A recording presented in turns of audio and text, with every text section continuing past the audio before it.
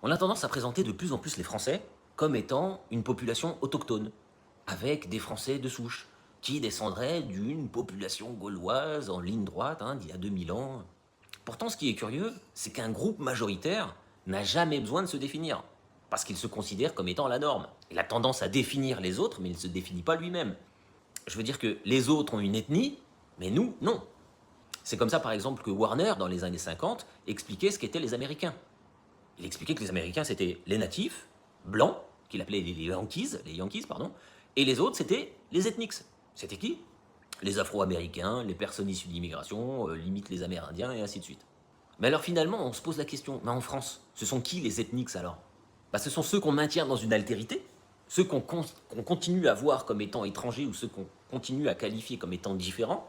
Quand on parle de Français issus de l'immigration maghrébine, par exemple, ou africaine, on continue à mettre les gens qui sont pourtant français dans une altérité.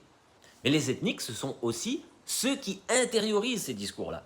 Vous avez aujourd'hui des Français qui sont issus de l'immigration, je reprends cette expression parce que sociologiquement elle fait sens, vous avez des Français issus de l'immigration qui continuent, qui se présentent comme étant des Marocains, des Algériens, des Tunisiens. Moi je suis Algérien, je suis Marocain, je suis Tunisien. Pourtant ce sont des gens qui n'ont jamais mis les pieds dans ces pays-là en dehors des grandes vacances. Et avec un budget.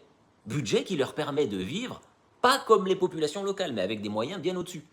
Pourtant, ça ne les empêche pas de se dire, moi je suis marocain, je suis algérien, et ainsi de suite. Pourquoi? Parce qu'ils revendiquent cette ethnicité, ils revendiquent le fait d'être qualifiés comme tels, par les discours politiques et médiatiques, et ça depuis 40 ans.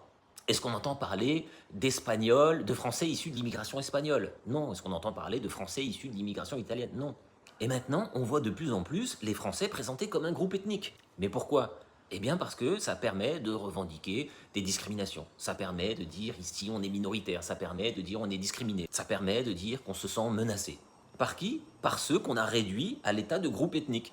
Et c'est là qu'il y a quelque chose qui ne va pas. Parce que revendiquer une ethnie française, ça n'est pas protéger une culture. C'est transformer le privilège de la majorité en un capital de victimisation. Et ça, c'est le signe que soit la machine s'apprête à caler, soit elle va s'emballer.